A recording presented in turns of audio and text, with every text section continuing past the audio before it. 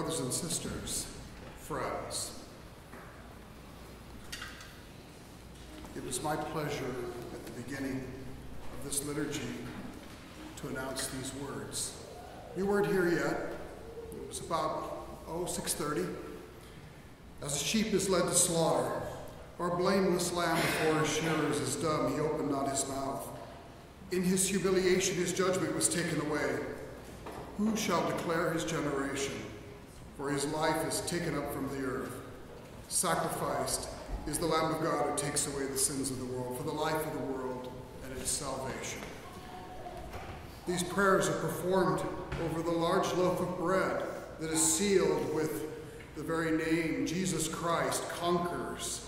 And from that, a square is cut out. And that square is pulled out of that bread and then itself sliced without breaking it. And that becomes the Eucharist. That's the very bread that you've communed of this morning. That's the mystery of Holy Communion set before us. Bread and wine. We're the inheritors of a great mystery. At this time of the year, though, I have to be honest, we're also the inheritors of a great deal of fatigue. And that's not lightly said. I don't think I'm the only one who's staying up after 12 and getting up before 6. I have a feeling I'm not the only one feeling the drag of the end of September.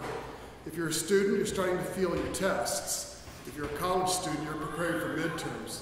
If you're working, well, you're just paying bills and doing the usual, and struggles and strains that come with all of that. But God is the author of the seasons that we live in. God is the author of our salvation. These things are known to him. And so this morning I'd like to start off with something that I think is very important biblically. The fancy word is recensions. That means, in English, corrections. Last week I committed an error. Right from this very ambon, I said that St. Paul was a member of the Sanhedrin. That's wrong. He is not. He was actually a student of Gamaliel, who was an eminent teacher of that day, a teacher in rabbinic laws and ways. So in my carelessness, I conflated Paul into something that he was not. And so, in the name of the cross, which is before us and still out here today, I think we need to come to the idea of the reset. That concept was used by politicians. I don't think it had much effect in politics, but it has fantastic effect in the church because the cross is the ultimate reset of our lives. A little bit of history. Crosses, sadly enough, for their victims, they were expensive. They were reused over and over again. They were, in a sense, good pieces of workmanship. And they represented the Roman penchant for very much into detail and getting things right and machine-like. I suppose that they are the progenitors of cars like Porsche and Maserati and these precision cars and instruments. Well, these instruments of death were pretty well worked out so they could be used over and over again. And one of their characteristics is that the bottom of the cross was outfitted in a way that it could fit into a slot, so that if it happened that the victim was placed on it, they could in fact go right into that slot and then be brought visible, which is part of the execution, that the victim would be visible and open to ridicule and shame. And so when the cross for us, which carries Jesus Christ, falls into that slot into the earth, and for a moment becomes immovable, that's the divine reset for all of our lives. And by the way, when the cross is in that position, it's the most ecumenical object in all of Christianity. When it's in this position, it's the ecumenical object. It's the one thing that all Christians can agree on. It's hard to find any disagreement about the cross, and when you do disagree with it, usually what's happening here is there is in fact a heresy. And so now, the main message I'd like to present to you, and there are many messages on the cross and the resurrection, but today I'd like to focus on a theological concept and then a mysterious concept. Because it happens today that we celebrate the afterfeast of the cross at the same time we're celebrating a young martyr from the year 304. And the coming together of these two theological moments in the church creates, in my opinion, one of the great coalescences of texts, probably that the church could ever possibly produce. If you do not have last night's texts, I'm going to ask Father Victor for a way to make it available to you. I believe it's a masterpiece. If you will read through the vigil last night, for those who went to the vigil last night, it still repays reading again. If you missed it, you could watch it on YouTube. That is possible, but you can also read the text, and I want to make sure that you get that chance. Because the greatest treasure of the Byzantine world, actually, the icons, yes, that's a good candidate. The art, yes. But everyone agrees that the great art of Byzantium was in fact their poetry and their texts. Last night's services is just one of those masterpieces, and I'd like to draw from it. Because for Jesus Christ, we have what? 33 years on the earth, 3 years teaching, 3 hours suffering. And in that suffering, we have the maximum extent of what is called the kenotic problem. That's the kenosis of God, that God would empty himself out, taking the form of a slave, being born in the likeness of men, suffering even unto death. It's called, in Greek theology, it's called theopashism, which means the death and suffering of God.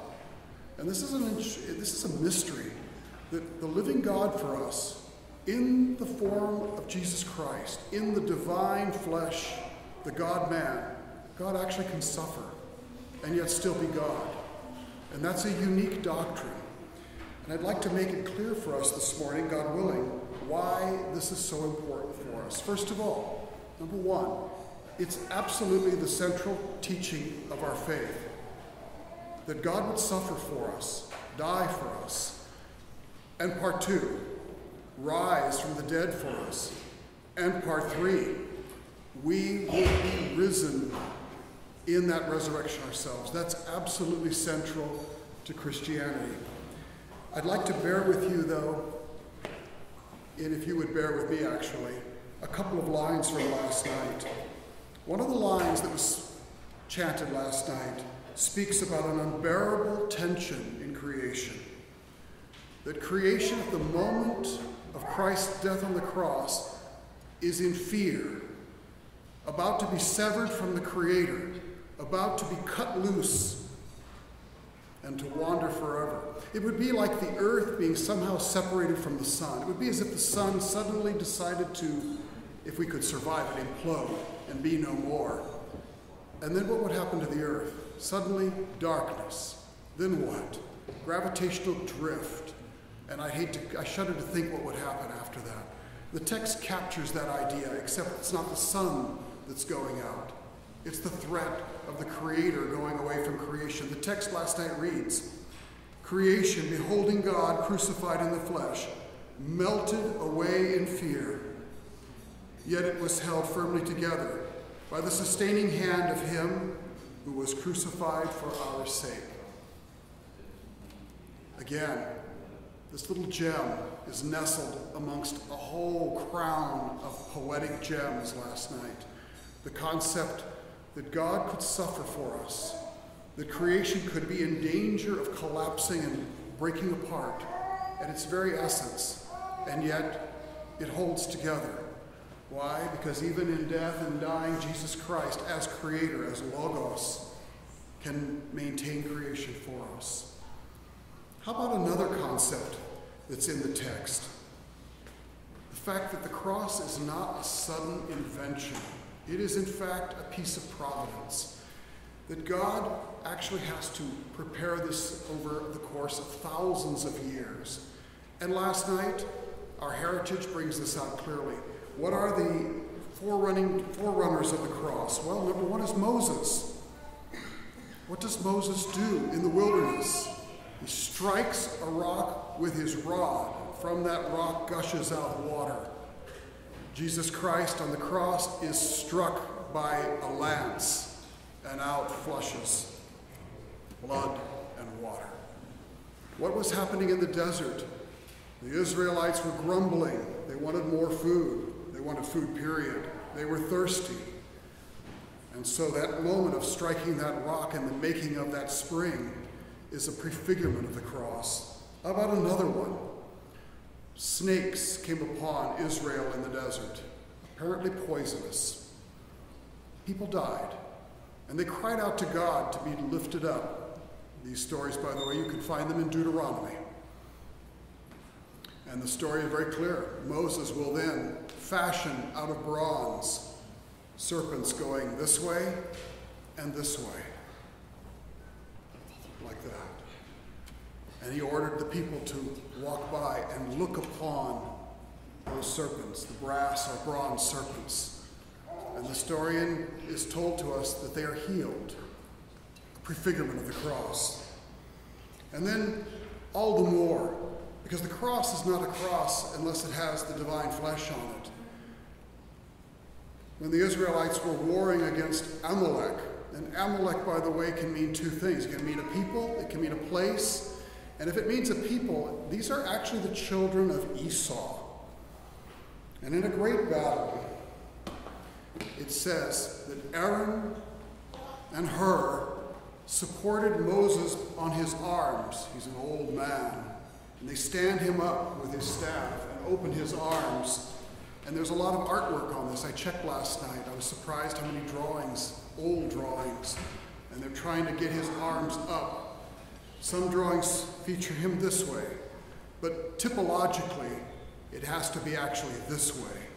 And you realize that Moses is the cross, and he is the victim on the cross in prefigured time.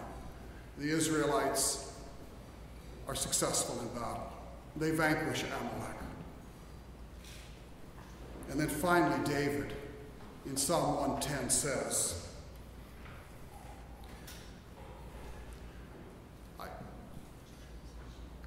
the Lord said to my Lord, sit at my right. I will make your enemies thy footstool. And what happens with the cross when it's finally raised up? The entire world becomes the cross's footstool as it goes into its slot. Death becomes the vanquished enemy. Sin is defeated. Pain and suffering. The beginning of that defeat happened on that day, at the end of the third hour.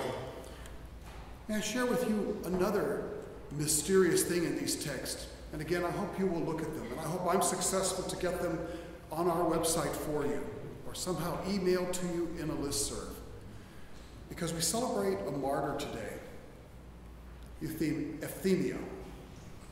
She was a young girl in the year 304, a believer. She had the misfortune in the world, but the fortune in grace to be living under the Diocletian persecution. Her biography is chilling. I can't imagine the number of ways the poor young girl was tortured. And yet, she survived. She resisted. She never broke in her faith.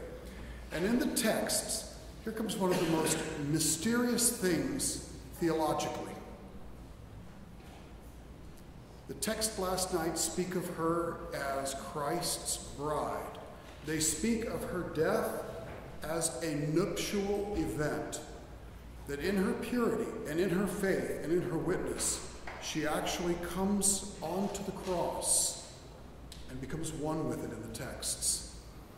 It's one of the most mysterious pieces of theology, that not only does God empty himself out and become one of us and suffer with us, but God, when we suffer, and Lord, this is the most important part, when we suffer, we actually come into him on the cross.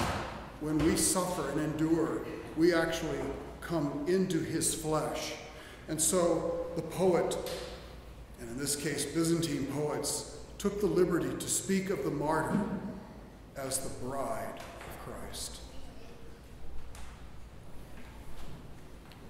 May I indulge?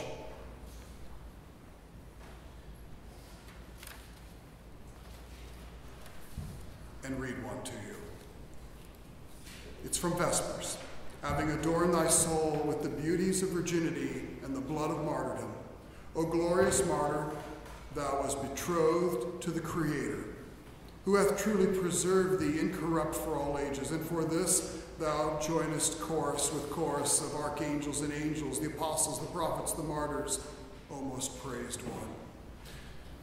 I think the poet was obliged to create this notion of the marriage through martyrdom, the nuptial wedding day through the cross. Why?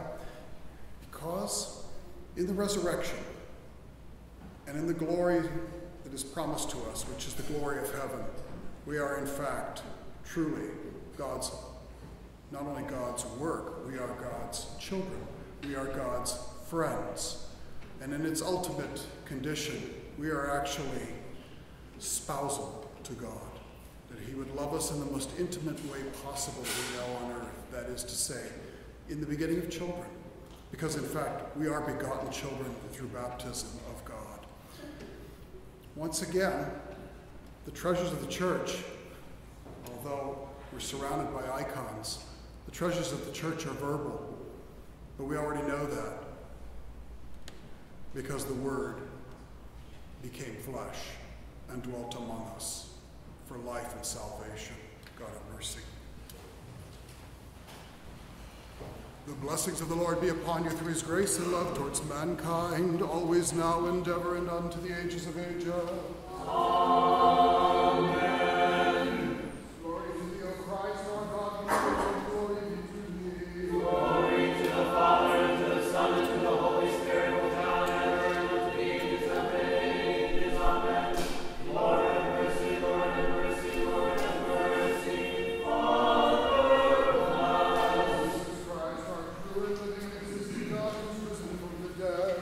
Through the prayers of his most pure and holy mother, the Theotokos and ever